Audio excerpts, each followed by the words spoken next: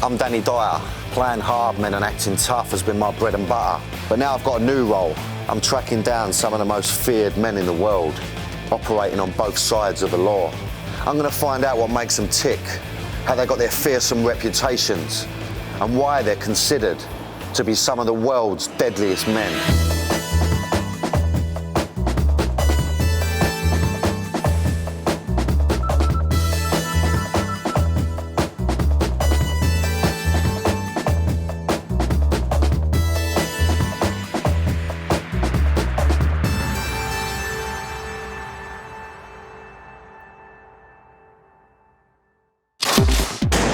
I've come to meet a man with a reputation as one of the hardest men in Liverpool. This is one hard to kill. A man who terrorised the underworld with extreme violence. You even rob drug dealers? I'd lift up my balaclava and say, it's me, the devil. What are you going to do about it? A man who left drug dealers living in fear that he'd come knocking on their door. He's a fighter all the way too. A man they called the devil.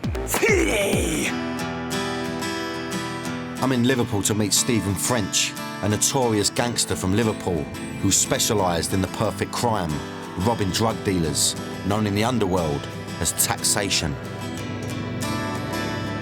He had a fearsome reputation on the street, but I was on my way to meet the man behind the myth. For the first time, he'd agreed to open up his world for the cameras and take me into the heart of the devil himself. Even the cabbies round here had heard of him. What do you know about this Stephen French? I mean, he used to torture drug dealers. Yeah. And a lot of the drug dealers knew him as the devil. Unbelievable. You're going to take on drug dealers and, you're going to rob them. Yeah. You're going into a dark world, you know what I mean?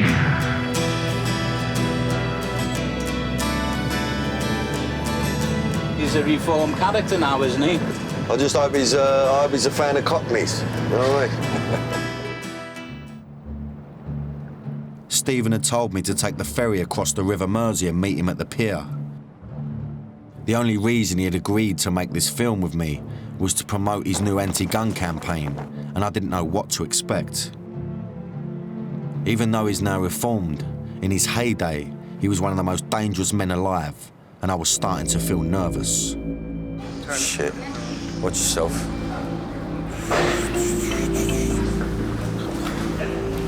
So here we go. The size of the geezer. Steve. Danny.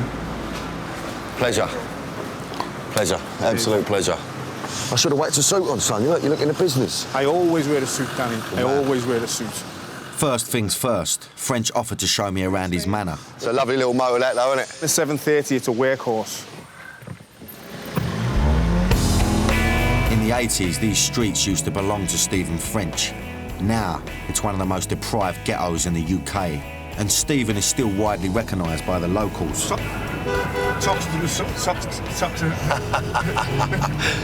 Lunatics. Some sort of mad megaphone in his motor shouting out. I don't even know them and they know me. But not everyone in Liverpool is so friendly to Stephen. I was about to find out that someone wanted to kill him. I'll take you to the park where a really serious incident happened to me. OK. Now, this was in November last year. This was the incident that I considered most serious. OK. It was here in Sefton Park that French nearly met his end when he found himself directly in the firing line.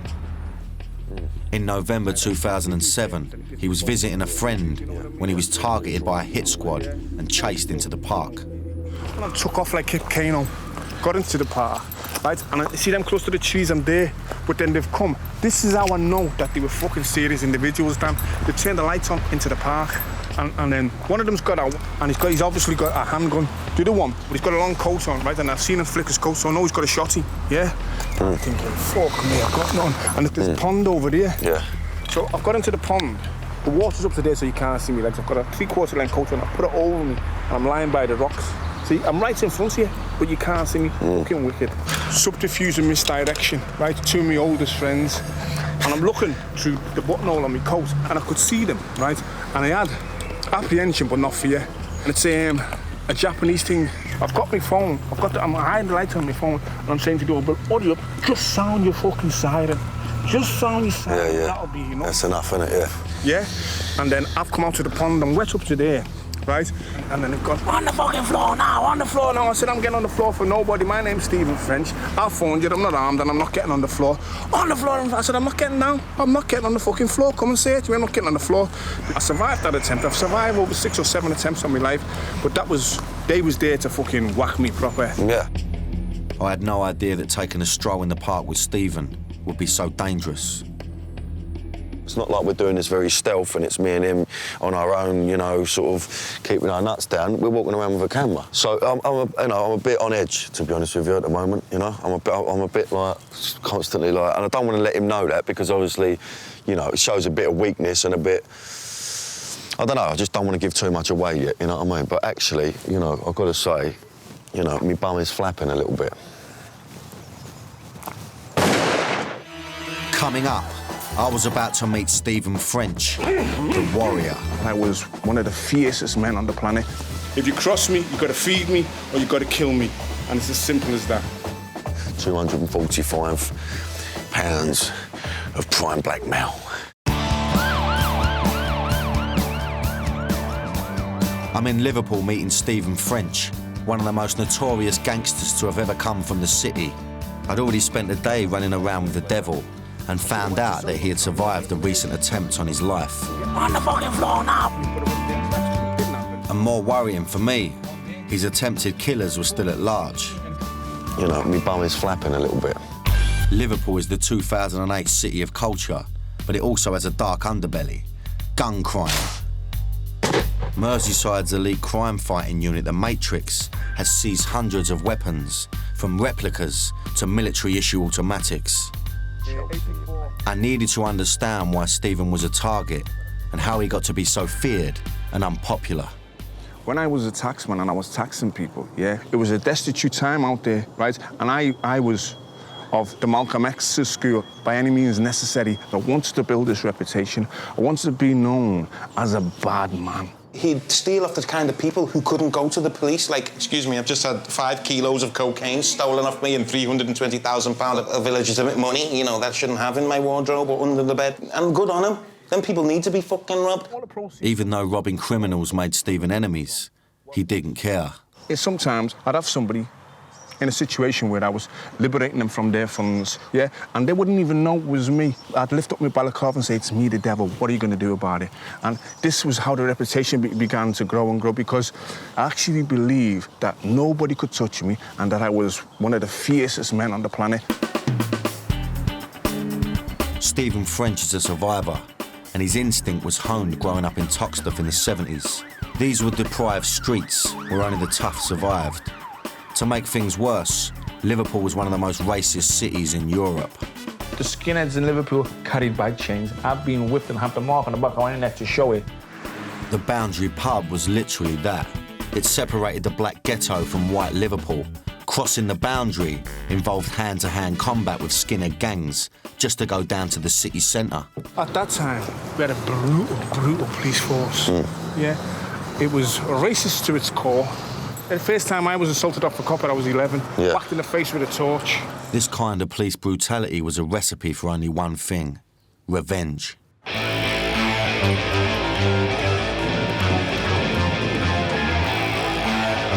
In 1981, it all kicked off with one of the UK's fiercest ever race riots.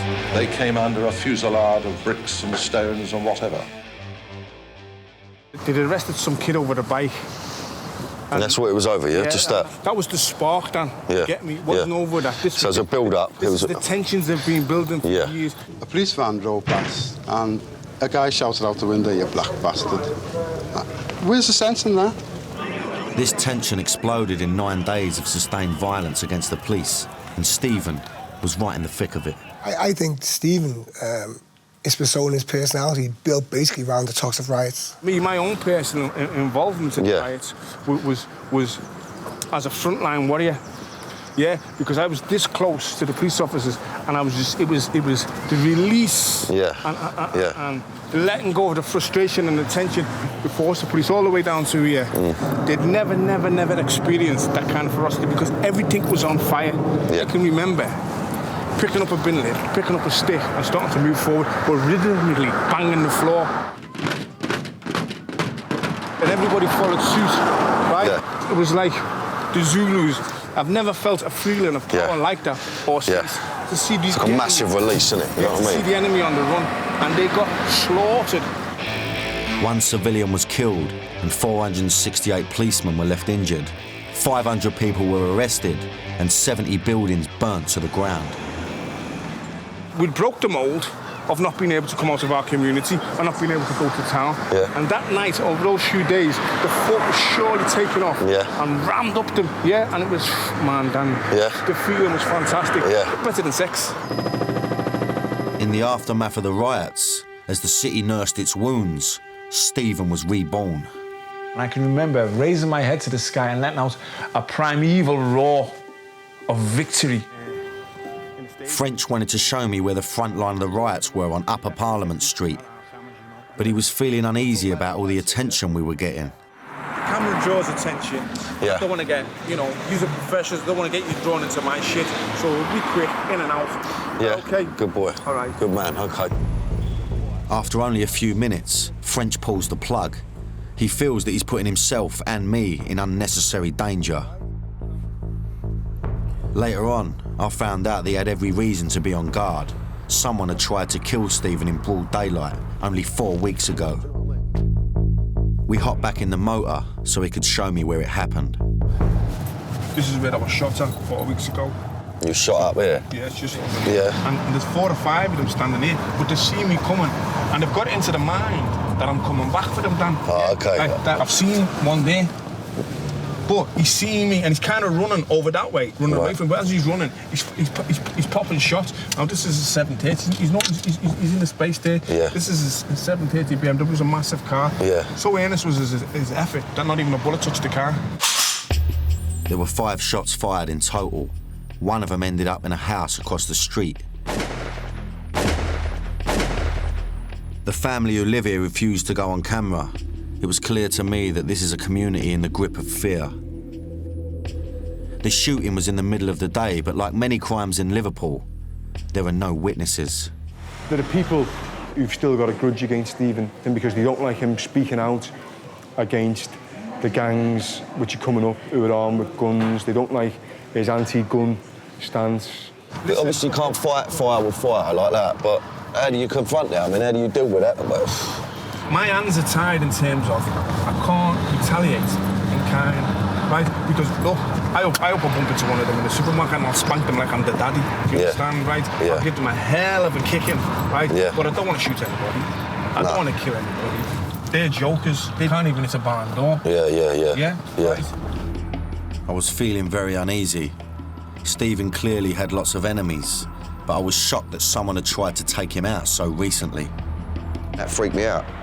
I knew it was going to be a bit ropey filming in Liverpool, Cockney running about with a camera. But when we was with him, I thought we're safe. But actually, there was still a lot to learn about the geezer.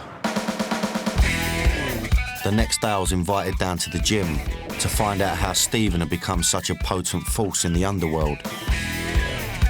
The mighty Bruce Lee.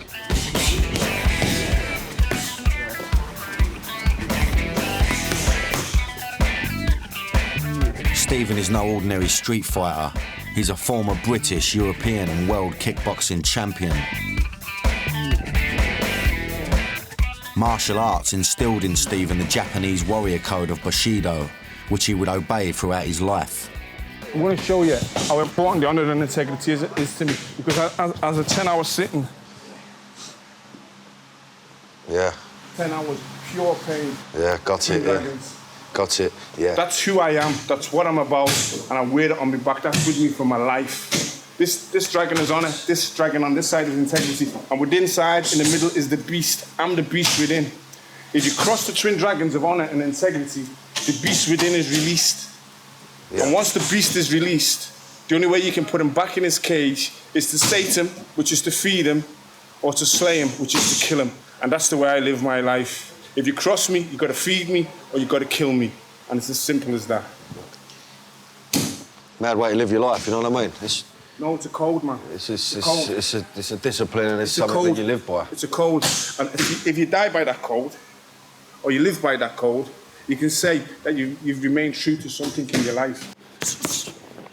The person responsible for teaching Stephen this code was to become the most influential figure in his life. Sensei Ronnie Colwell, legendary founding father of British karate. He's my sensei, my mentor, my guide, and my wife father.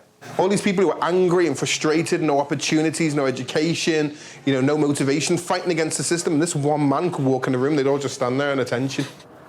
He might not look hard, but if he wanted to, Sensei Colwell could probably kill you with his bare hands. He's an 8th dan karate Shotokan, 5th dan jiu-jitsu, 9th dan aikido. He teaches SAS, special forces, military, still to this day. I remember saying to him, look, you've got something. Inside of you, there's something very special.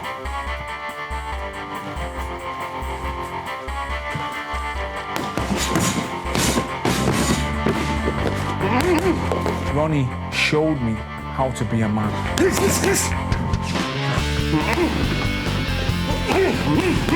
His effect on me was profound. From a small gym in the ghetto, Ronnie Colwell transformed Stephen and 7 others into world champions. Their bright red tracksuits were revered around the world. I wasn't about to cross Stephen's twin dragons of honour and integrity. Imagining the devil in his prime being unleashed was a frightening thought. I felt sorry for anyone who had crossed him in the past. Making these films become a whole new thing for me, you know what I mean? It's not about bravado and giving it the big one and, I'm the toughest man in Liverpool. I ain't really been a sense of that. I feel I've learnt something about him, but at the same time, I know absolutely nothing about him, and I still don't know, whether he's liable to do the switch at any point. The skills French learnt in the ring, he soon put into practice on the street. He was part of a new generation of criminal, young, black, and angry. In 1986, he teamed up with his best pal, Andrew John, to take over the doors here at the Grafton, one of the most notorious clubs in Liverpool. They directly challenged the white Liverpool mafia, who controlled the lucrative drugs trade. At the time we did that, right, it was when me, Andrew and myself were feeding off each other and we were at the height of our physical powers. We believed we were invincible. If French had a hard reputation, Andrew Johns was even tougher. Together, Stephen and AJ were an unstoppable team. Blood brothers, karate champions, and partners in crime. It was a dangerous chemistry, because we could walk into a room and we could walk into a club and empty a club. All the time. Andrew John's brothers remember some of his battles, which are the stuff of urban legend. 9 doormen pulling out koshers and baseball bats and just went through them like paper. And the people on the till and the bar and all that all shit themselves. At the time, some nightclubs were whites only, but not for long. We went to the club. We rendered about 4 or 5 of the doormen unconscious and let all the black youths in. You've got a no nigger policy here, right? And I use that word because that was the word we used then. Yeah. Cuffed them, went inside, ordered champagne, drank the champagne, let the black lads in and told them that they couldn't do that. Your black pals are at the bar drinking champagne. How does that make you feel? In control of my own life, in control of my own destiny, and that nobody could fuck with us. Yeah. Backing up Stephen on the door was a crew of world champion fighters. We were a phenomenal crew. We were a scary crew, and we took no shit. Yeah. And what you've got to remember is that this was a colour bar club. Yeah. Right? Before he could tell me more, we're suddenly interrupted by someone from inside the Grafton. All right, pal. So, no one's give you any permission to this filming? How you doing, mate? Yeah, we're just filming it outside here, though. Huh? We're finished now, we're going now. Yeah, we're done now, mate, yeah. Okay.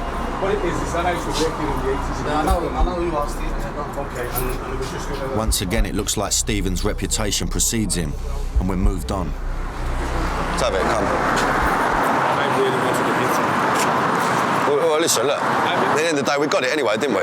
No, he knows exactly who you are, and he just wants a pound note to doesn't he? But actually... You've got to have peace of mind and yeah, well, no, he's a fucking idiot. I was thinking, I'm going to cuff this, right? But, as always, I have to suppress those urges. I haven't mellowed, because the fire still rages inside. The beast is still there. I was getting a glimpse of the beast that lurked inside Stephen French's psyche. I'd heard so many rumours about him, I didn't know what to believe. We stopped off at Stephen's favourite restaurant for a spot of lunch. And I asked him what he thought about the reputation he had in Liverpool. The people that you're talking to only know Stephen French, the warrior. They don't know Stephen French, the friend. They don't know him, the brother. They don't know him, the son, and they don't know him as the father. Because they're other facets, they just know me with my war face on. And the reason why I'm such a formidable foe, death doesn't hold any fear for me. Coming up, I get up close and personal with the devil. If I put it on you now, Dan, you're gone. Yeah. That's freaked me out a little bit. That's done me. I feel a bit sick. As Stephen reveals for the first time how a taxation works. You just jam their eye and just, you know, give them some sharp pain.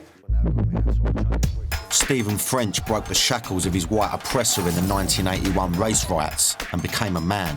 I can remember raising my head to the sky and letting out a primeval roar of victory. He trained himself into a world kickboxing champion. Now he turned his attention to his full-time occupation, taxing drug dealers.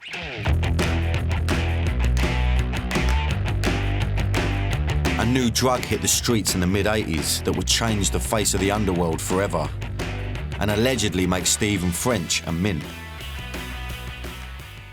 I could phone someone now and order a kilo of crack for 30 grand. I wouldn't have to touch it. I'd give it to 10 people to sell for me. I'd make £15,000 and then pay back. It's easy. It's too easy. But more drug dealers meant only one thing to Stephen: more business. At his peak, he was rumoured to be taxing a dealer a week, earning hundreds of thousands of pounds for just a few hours' work.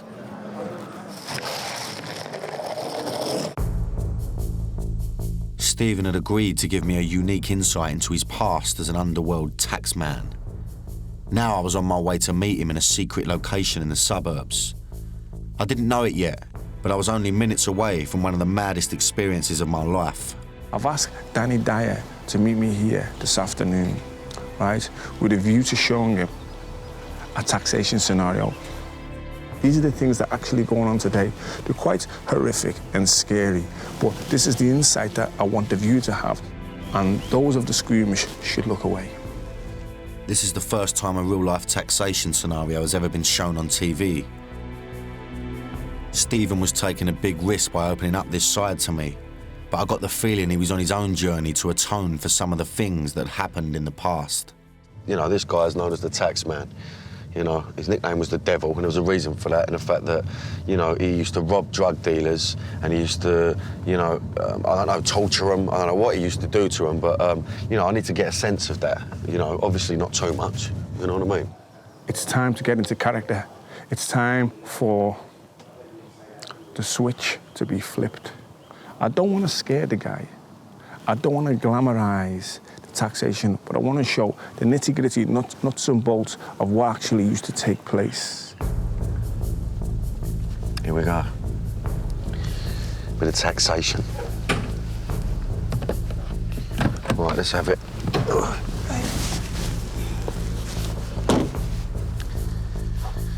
So the door's already open, so it's like, OK, sweet, let's go in.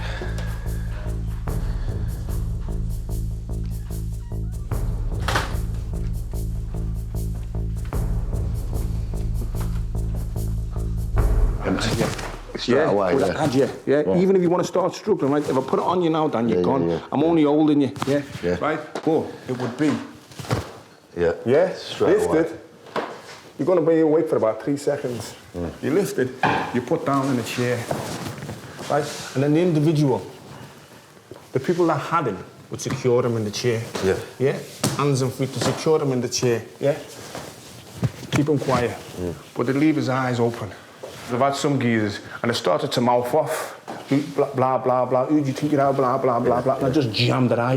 You get me? Just jammed their eye, and just, you know, give them some sharp pain, right? And say to them, well, you know, shut up, because next time your eye will come out. Next time I'll pop your eye out. If you want to come out to the sunscape, behave yourself, be respectful. The individual that now had you would be dressed in head to toe in black. They'd have a black balaclava and black gloves on, right? And you wouldn't be able to see who they were. They'd have a really large kitchen knife, yeah?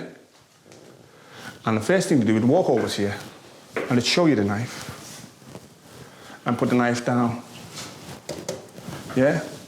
And then the rhetoric possibly would go something like this.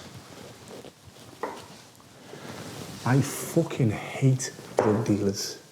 I fucking hate people that sell drugs to children and they ruin communities. But I fucking love money. I'm here to relieve you of your cash.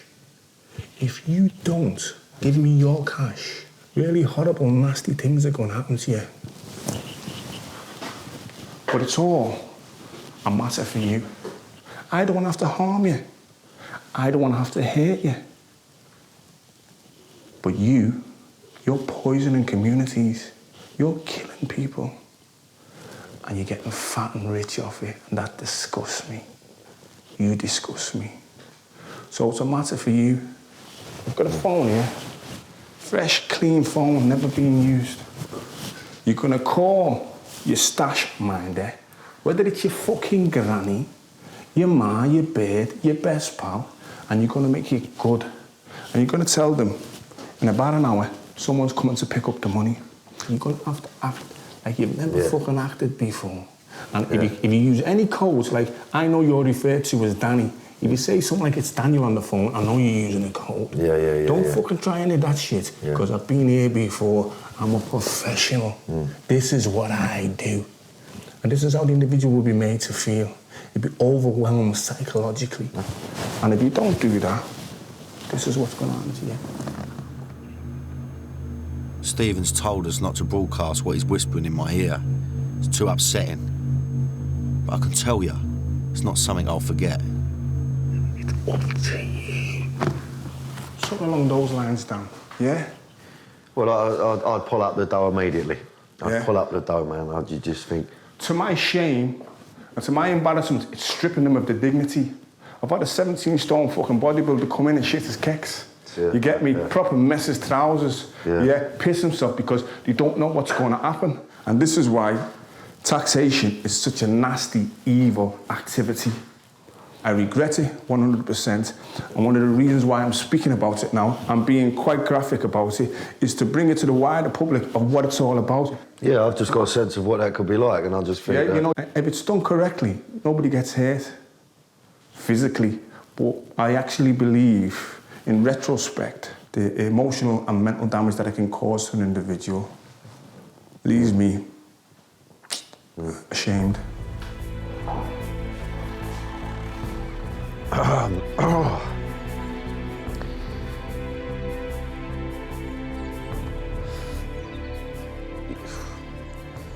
mean, it's hard to feel sorry for a smack dealer, do you know what I mean? But you would think, you know, that is the worst case scenario. I don't see how you come back from that. I can't really understand how anyone wouldn't pull up the dough or wouldn't do as they're told, you know what I mean?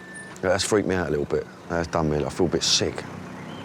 I feel like I'm gonna chuck my breakfast up.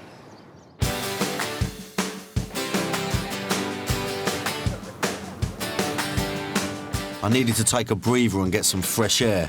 Luckily, before too long, I was back to my old self. All right, girls? Hiya. You all right, love? A couple of salts. Right up my street. French no longer taxes anyone, but he still trades off his hard man reputation to make money. But this time legitimately as a self-styled problem solver extraordinaire and commercial debt recoverer. He invited me to follow him on a debt. Radisson, there's a guy there waiting to see me. It's fucking roasting 2 ticks. I'll wait here for you, yeah? I've jumped straight in the motor. He's had to stop off somewhere, go and pick something up. Don't know what. So, you know, obviously I'm going to do as I'm told.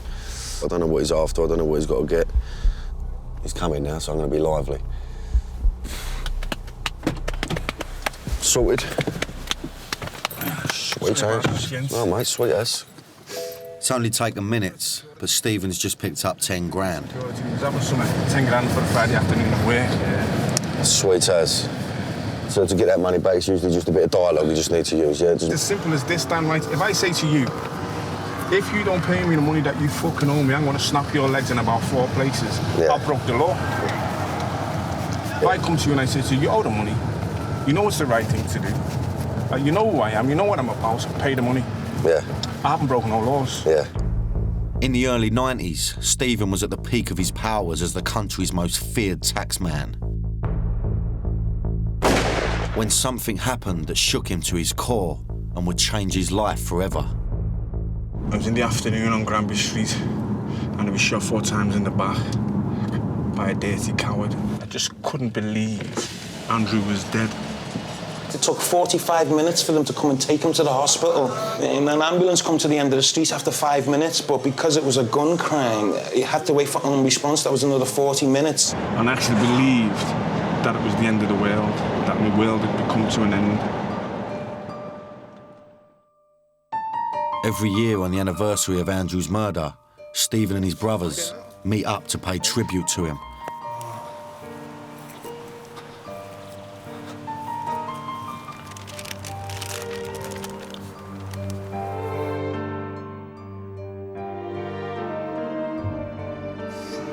Oh, by the way, they're trying to get me to link up with you a little bit sooner than I'm ready. They took a few shots at me this year, kid.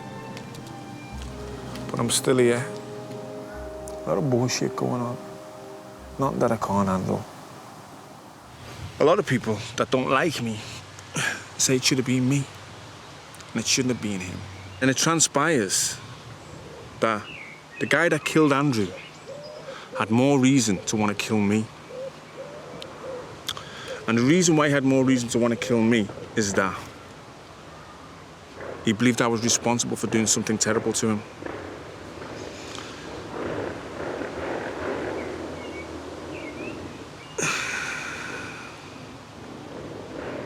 We can listen to as many conspiracy theories as possible. It's not going to bring my brother back, so at the end of the day...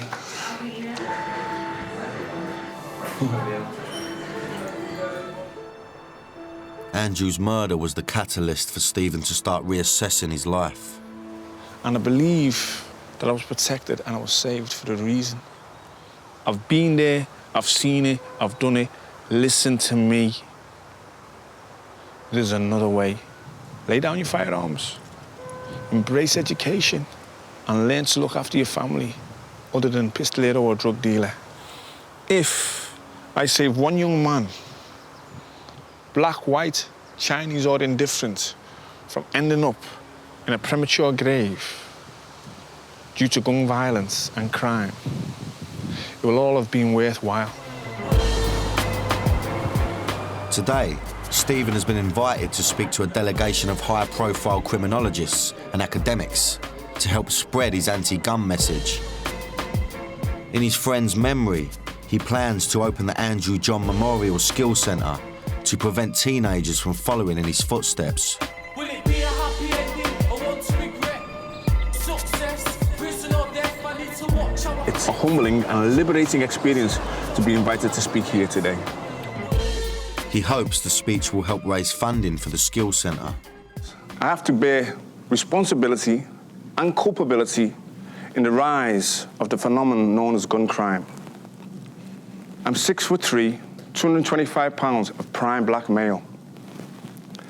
And how could a 10-stone drug dealer protect himself from a guy like me, former British, European and world kickboxing champion? How he did it is he armed himself. 1994, my daughter was born, and I had an epiphany. I knew I had to turn my life around. My options were success, death, or jail. Me personally, I want to show them the way to success. I want to show them the road to success. Success as a bricklayer, success as a plumber, success as a carpenter. All areas of success that don't lead to jail or death and don't lead to a life of drugs or pistolero. This is done to shock and horrify, yeah? This is a T-shirt that several young men had made that I've made an attempt on my life because I'm standing up to be counted and giving an anti-gun message. R.I.P. Stephen French. Such is my determination, I've changed R.I.P. to really increase the peace. Thank you very much for the time and effort. That was nerve-wracking. Even the fact that he's trying to change is an achievement, because when you've been knees deep in high-level organised crime for 20 years, it's really difficult to turn your back on it.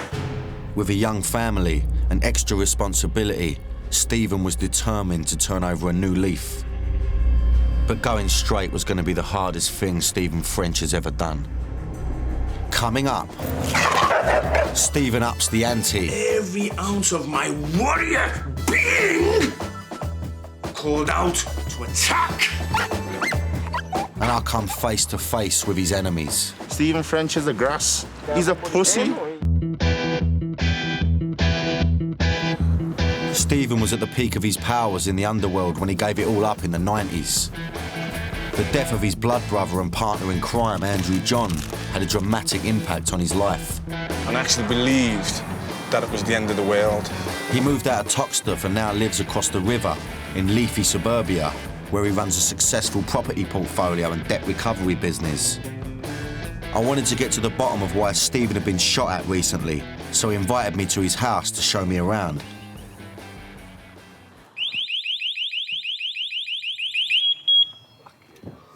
He's survived 7 assassination attempts, so it's no surprise that Stephen is security conscious. He'll protect his family at all costs. The gangsters today don't discern between you, your family or your associates. If they can get at you by killing your daughter or kidnapping your daughter, they will do. I was about to discover that Stephen had an Achilles heel that was a lot closer to home. This is my family war. And the problem didn't come from outside. It come from his own flesh and blood. Stephen Jr. was involved in gangs. He was starting to get into the criminal lifestyle. There was nothing Stephen could do to prevent his son from sinking deeper into crime. He blames himself to a degree that Stephen Jr. is behaving like he is because he's trying to live up to his dad's reputation and stuff. And Stephen's worst nightmare came true when his son was shot. When I seen my own son's blood being collected in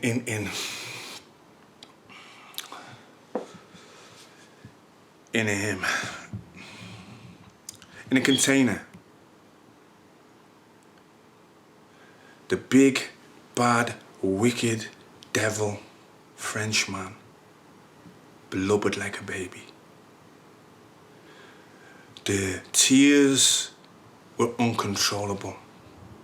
My Stephen said to me, Dad, don't cry, I'm okay, I'm fine. 'Cause he resented the fact that I was broken. Every ounce of my fiber, every ounce of my warrior being called out to attack and wreak havoc. That's what my heart told me. The demon that I can summon on in an instant was rattling the cage, man, rattling the cage. And I had to control that demon. I had to control that demon. Since the shooting, Stephen Jr. has left Liverpool to successfully rebuild his life, but his dad is still dealing with the fallout. Stephen's enemies have gone to great lengths to assassinate his character, even tagging the walls with graffiti, accusing him of being a police informer. Being called a grass is like someone calling you a paedophile. And then once that label's put on you, you're fair game to be shot. This home footage shows just what he thinks of the person responsible. A little skulking little bitch that runs around in the evening painting shit on the wall about a man that he's so jealous of, so envious of. The greenness is oozing out of you. I challenge any journalist in the country to find or dig out the statements where somebody's received a custodial sentence from something that I did, because I've never police informed on anybody. The bitterness against Stephen and his family runs deep with the new generation in Toxteth. I wanted to track down who these kids were that now control the streets and find out for myself what they think of Stephen. A gang of them agreed to speak, provided their identities were hidden. I heard he come here the week right there where we're standing now. And he got shot at and that, so you tell me if he come through here again, I don't know. What would happen? might have been feared back in the day, but obviously it's 2008 and things have changed and he's not feared no more. Stephen French is a grass. He's a pussy. These kids were hiding behind their masks, but Stephen still has to take their threat seriously.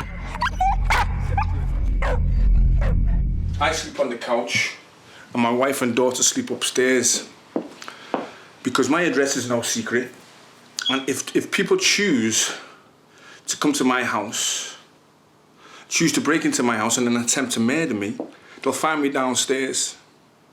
But the people that come for me, they're not gonna come with Ludo and Tiddlywinks, yeah? 38, 45 pun-popping shotguns is what's gonna be the recipe for me. In the face of that, I stay here. In the face of that, as a black Englishman, I'm entitled to defend my castle. And this is a phrase I use for only trusted family and friends. This is one hard to kill. This is one hard to kill. Even though Stephen forgives those people who want to kill him, he still has to control his natural instinct to fight back. So, I mean, how hard has it been to sort of turn your back on that world, you know? And Well, the transition has been very, very difficult. At times, the desire to say, fuck this, let's do it again then, right? Because some of the people like that are coming at me now, right? They're like Jack Russells snapping at the heels of a Rottweiler. Do you get me? That if I wanted to, I could shake them. Yeah. If I wanted to, I could turn their lives upside down. If I wanted to, I could make them have nightmares about me. I could make them see me in a dream because the fire, the will to crush your enemies is still there. But I'm a different person. I have to lead by example. I don't want to be murdered. I don't want to die a violent death. But if that's my lot, so be it. You understand? Because someone has to take a stand, someone has to stand up, and we have to start somewhere to start to readjust the balance of what's going on. Stephen French helped break the stranglehold of racism in the 80s with his bare fists and should be a hero in the community. Instead, because of his anti-gun campaign, he's hated by a new generation of gangsters. He's put his life on the line for something that he believes in, and there's no greater honour than that. You cannot stop him in any of the conventional terms. I know in my heart, in my mind, and in my soul, in my kukuru, my inner heart, what type of man I am. I choose to stay here and campaign against guns and do what I'm doing because I'm giving something back. In today's gang wars, the rules of engagement have changed radically since Stephen's day. I've learnt that teenage gangs fear no one, and they'll shoot you to prove it. Stephen is nearly 50 years old, but he's lost none of his will to fight. He's going to the ultimate lengths to battle gun crime by putting his own life on the line. I'm just glad I met Stephen now, and not in his day, when he was one of Britain's deadliest men.